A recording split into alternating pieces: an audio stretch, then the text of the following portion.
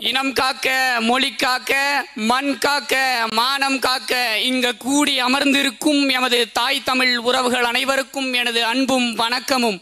நம்ம ஒரு 10ஆம் நூற்றாண்டு வரை பின்னாடி போகலாம். ஒரு 2ஆம் நூற்றாண்டுக்கு பிறகு இந்தியாவை முழுமையாக ஆட்சி செய்த மாமன்னர் அசோகர், அதாவது the greatest king of the India, அவர் இந்தியாவின் முழுமையில் 91% பகுதியை நம் இந்தியாவை ஆட்சி செய்தார். ஆனால் தமிழகத்தில் மற்றும் அவர் நுழையவில்லை.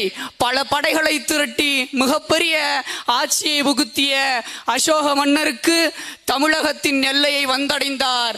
அங்கு சென்று, ஏதோ தெரிகிறதே படைத்தளபதியே, சென்று பாரும் தமிழகத்தில் கள நிலவரம் எப்படி இருக்கின்றது என்று கேட்டார்.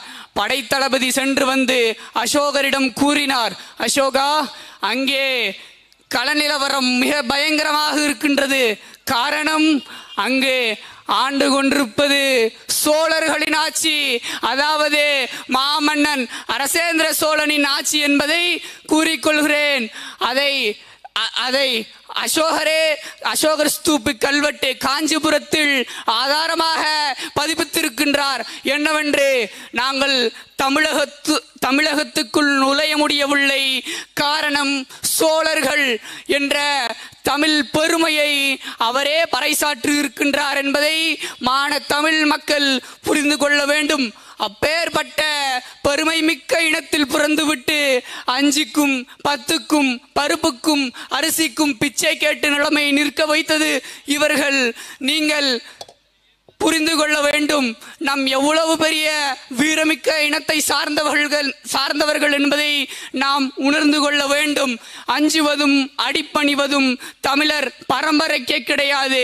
மண்டியிட்டு வாழ்வதை விட சண்டையிட்டு சாவதே தமிழரின் பெருமை என்பதை கூறி, இப்பொழுது சட்டமன்ற இடைத்தேர்தல் போர்க்களம், இதுவும் நமக்கு சண்டைதான், போர்க்களம் தான் என்பதை புரிந்து கொண்டு மைக் சின்னம் வரிசை எண் 2 அக்கா அபிநயா அவர்களுக்கு உங்களது வாக்குகளை செலுத்தி மாபெரும் வெற்றி, மகத்தான வெற்றியை தருமாறு கூறி விடைபெறுகிறேன். நன்றி, வணக்கம். நாம் தமிழர்.